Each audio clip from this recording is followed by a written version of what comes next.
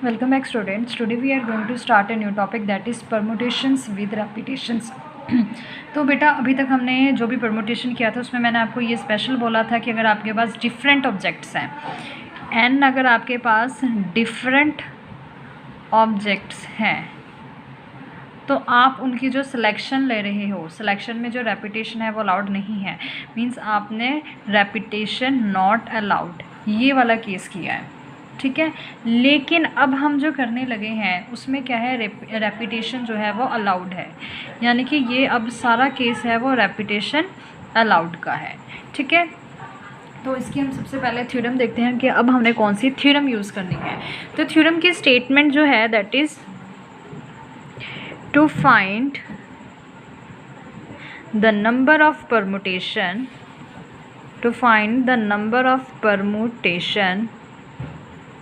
of an different object. देखो यहाँ पे भी एक इम्पॉर्टेंट चीज़ ये है कि यहाँ पे हम अगर ऑब्जेक्ट्स ले रहे हैं तो वो सारे क्या है, डिफरेंट हैं। कोई भी जो नंबर है वो रिपीट नहीं कर रहा है या कोई भी जो ऑब्जेक्ट है वो रिपीट नहीं कर रहा है। और इसमें हम क्या ले रहे हैं, taken r at a time. और हम क्या सिलेक्ट कर रहे हैं, उनमें से जो आर ऑब्जेक्ट्स है सिर्फ वही सिलेक्ट कर रहे हैं, ठीक है। पर साथ में ये भी कंडीशन है when each object may be repeated, when each object, हमारे पास ये कोई कंडीशन नहीं है यहाँ पे कि कौन सा ऑब्जेक्ट जो है वो रिपीट होगा। कोई भी जो ऑब्जेक्ट है, ठीक है, वो क्या हो सकता है, रिपीट हो सकता है। मे बी, यहाँ पे मे बी लिखा है, मे बी मतलब हो भी सकता है और नहीं भी हो सकता। अगर तो नहीं हो सकता है तो आपके पास जो हमने पिछले वीडियो लेक्चर में जो क्वेश्चंस किए थे वो होंगे। और अगर रिपीट करता है, मे be repeated any number of time, मतलब 2 बार भी रिपीट हो सकता है, 4 बार भी रिपीट हो सकता है। तो कोई भी हमारे पास जो कितने नंबर ऑफ़ टाइम्स रिपीट हो रहा है ऐसी कोई कंडीशन नहीं गिवन है, ठीक है। तो आप क्या कर सकते हो, इन एनी अरेंजमेंट, तो आपके पास जो टर्म है वो किस तरह से लिखी जाएगी, जो आपके पास नंबर ऑफ़ परमुटेशन है या नंबर ऑफ़ वेज है वो किस तरह से होंगे, n rays to power r ways. तो इसमें क्या है आपके पास, to find the number of permutations of n different objects, means आपके पास जो ऑब्जेक्ट्स हैं वो सारे के सारे डिफरेंट हैं। उनमें से आप जो r ऑब्जेक्ट्स है वो एट ए टाइम ले रहे हो। When each object may be repeated any number of times in any arrangement, then the number of ways is n rays to power r ways, ठीक है। तो ये मेरे पास क्या है, नंबर ऑफ़ वेज का फॉर्मूला, क्लियर। और यहाँ पे एंड डिफरेंट ऑब्जेक्ट की बात की गई है बेटा। तो यहाँ पे ये देखो, अगर मैं कोई सिंपल सी एग्ज़ाम्पल लेके चलती हूँ, जैसे कि सपोज़ आपके पास है टूल, TOOL, ये टूल है। यहाँ पे आपके पास ओ जो है वो रिपीट कर रहा है। अगर मैं यहाँ पे टोटल नंबर ऑफ़ ऑब्जेक्ट्स बोलूँ, यहाँ देखो प्लेसेस 1 2 3 4 प्लेसेस है, मतलब 4 ऑब्जेक्ट्स हैं। तो यहाँ पे मेरे पास क्या आ रहा है, नंबर ऑफ़ ऑब्जेक्ट्स हैं वो कितने हैं, 4। लेकिन यहाँ पे एक्चुअल में अगर मैं बोलूँ बेटा कौन से अल्फ़ाबेट यूज़ किए गए, तो आप बोलोगे मैम TOL, तो मेरे लिए तो नंबर ऑफ़ ऑब्जेक्ट्स 3 हो गए, ठीक है। ये इसलिए हुआ क्योंकि यहाँ पे जो रेपिटेशन है वो यहाँ पे आ रही है, जैसे ओ जो है वो रिपीट कर रहा है, तो ये रेपिटेशन अलग है, ठीक है। यहाँ पे हम अरेंजमेंट में रेपिटेशन की बात नहीं कर रहे हैं, ठीक है। यहाँ पे ये जो रेपिटेशन है वो ये है कि अगर आपके पास 1 2 3 ये 3 डिफरेंट डिजिट्स हैं, तो आपने सिर्फ 2 डिजिट का एक नंबर क्रिएट करना है। तो यहाँ पे रेपिटेशन का मतलब है 1 और 1 ये रिपीट हो रहा है। नंबर ऑफ़ ऑब्जेक्ट्स आपके पास डिफरेंट है, n डिफरेंट ऑब्जेक्ट्स, मतलब नंबर ऑफ़ ऑब्जेक्ट्स जो हैं आपके पास, टोटल ऑब्जेक्ट्स हैं वो डिफरेंट होने चाहिए। लेकिन जब आप उससे 2 डिजिट का नंबर या जो सिलेक्शन ले रहे हो, सिलेक्शन की रेपिटेशन की बात कही गई है इसमें, ठीक है। ये वाला केस है, ये हम आगे डिस्कस करेंगे। लेकिन आज हम जो डिस्कशन कर रहे हैं वो इस केस की कर रहे हैं जब आपके पास डिफरेंट ऑब्जेक्ट्स हो और उनकी सिलेक्शन में रेपिटेशन जो है वो आ रही हो, ठीक है। तो इस क्वेश्चन को हम अलग तरीके से करेंगे। इस तरह के बहुत सारे क्वेश्चंस आपको नेक्स्ट एक्सरसाइज में मिलेंगे, जिसमें आपके पास इलाहाबाद इंस्टीट्यूशन, मिसिसिपी का एक बहुत फेमस क्वेश्चन है, ठीक है। तो इस तरह के जो क्वेश्चन आएंगे जिसमें आपके पास जो गिवन जो डिजिट्स होते हैं या ऑब्जेक्ट्स होते हैं या अल्फ़ाबेट्स होते हैं वो क्या होते हैं, रिपीट कर रहे होते हैं। तो आपने फर्दर उनसे जो बनाने होते हैं सिलेक्शंस, उनको किस तरह से करना है वो हम नेक्स्ट वीडियो लेक्चर में समझेंगे, ठीक है। तो आज मैं आपको वो करवा रही हूँ जिसमें क्या होगा, आपके पास डिफरेंट ऑब्जेक्ट्स होंगे लेकिन जो सिलेक्शन होगी उनमें आपके पास जो रेपिटेशन है वो आ रही होगी। सो अब हम थोड़े से इसके न्यूमेरिकल्स जो हैं वो करते हैं स्टार्ट। ओके, सो एक न्यूमेरिकल कर लेते हैं। इसमें क्या है हमारे पास, how many natural number less than 1000 can be formed with the digits 1 2 3 4 and 5 if no digit is repeated and repetition of digit is allowed. तो हमने जो बेसिकली ये वाली टाइप सीखनी थी आज की, जो रेपिटेशन है वो अलाउड हो। तो अगर रेपिटेशन अलाउड नहीं है तो किस तरह से क्वेश्चन करेंगे, सबसे पहले देखते हैं।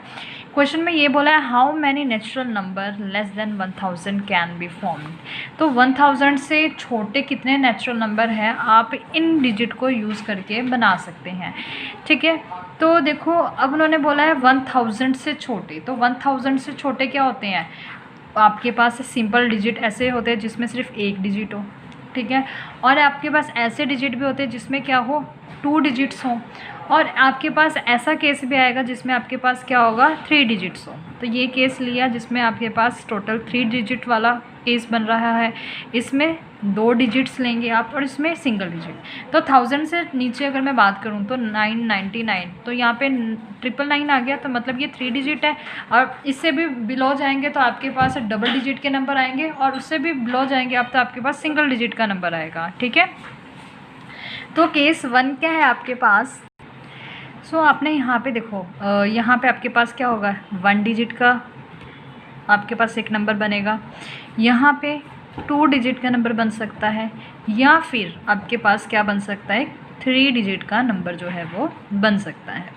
तो पहली बात यहाँ पे यहाँ वाला केस आ गया, यहाँ मीन्स और, दैट मीन्स दिस और दिस और दिस। तो यहाँ पे क्या आएगा, जो आपके पास परमुटेशन होगी उसमें क्या आएगा, प्लस का साइन आएगा, ठीक है।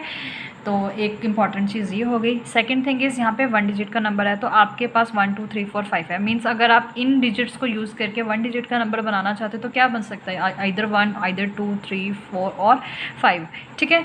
तो आपके पास यहाँ पे जो टोटल नंबर ऑफ़ वेज हैं वो 5 होंगे, ठीक है। या फिर मैं ये कह सकती हूँ नंबर ऑफ़ आपके पास टोटल डिजिट्स या ऑब्जेक्ट्स 5 है, और सिलेक्ट क्या करना है आपने, सिर्फ एक करना है। तो in the case of permutation how we write 5p1, clear. 2 digit number हमने अगर क्रिएट करना है तो आपके पास टोटल कितने डिजिट्स हैं, 5, और आपने सिलेक्ट कितने करने हैं, 2। तो आपके पास किस तरह का केस आएगा, 5p2, ठीक है। ये इंपॉर्टेंट चीज़ है, यहाँ पे रेपिटेशन अलाउड नहीं है। तो रेपिटेशन जब अलाउड नहीं होगी दैट मीन्स यहाँ पे आप क्या डालोगे, यहाँ पे जो नंबर डालोगे वो यहाँ पे नहीं आ सकता है, ठीक है। सिमिलरली यहाँ पे जो नंबर डालोगे वो यहाँ पे भी नहीं आ सकता और यहाँ पे भी नहीं आ सकता है, ठीक है। तो इस केस में हमारे पास जो परमुटेशन होगी वो इस टाइप से होगी, 5p2, मतलब टोटल नंबर ऑफ ऑब्जेक्ट्स 5 है और सिलेक्ट 2 करने हैं। टोटल नंबर ऑफ ऑब्जेक्ट्स 5 है और सिलेक्ट कितने हैं करने हैं आपने, 5p3, 3 एट ए टाइम सेलेक्ट करने हैं। तो जब आप इसको सॉल्व करोगे तो आपके पास देखो क्या आएगा, 5p1 है तो यहाँ पे 5 factorial divided by 5 minus 1 factorial plus 5 factorial divided by 5 minus 2 factorial plus 5 factorial divided by 5 minus 3 factorial, ठीक है।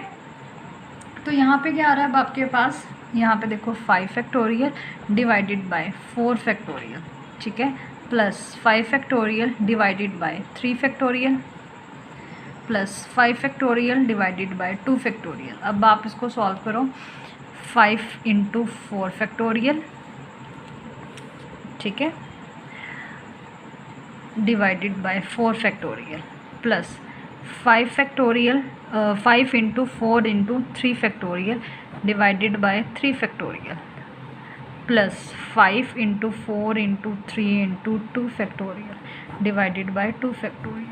तो ये कैंसिल कर दिया, जो टर्म्स हमारे पास कॉमन आ रही है।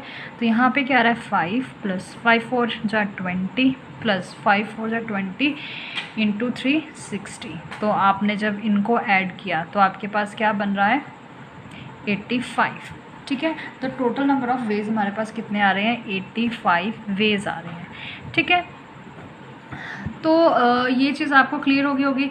आप ये with the help of fundamental principle of counting है उससे भी समझ सकते हो कि यहाँ पे आपके पास क्या था, सिर्फ एक ही डिजिट था। एक डिजिट होने के कारण आपके पास जो नंबर वेज हैं क्या आ रहे हैं 5।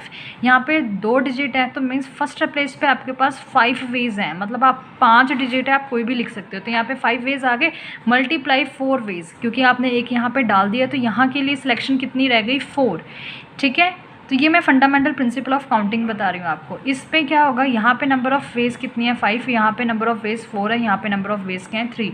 तो 5 × 4 × 3, तो आप इनको सॉल्व कर लोगे डायरेक्ट आपके पास क्या आ रहा है 85 वेज आ रहे हैं।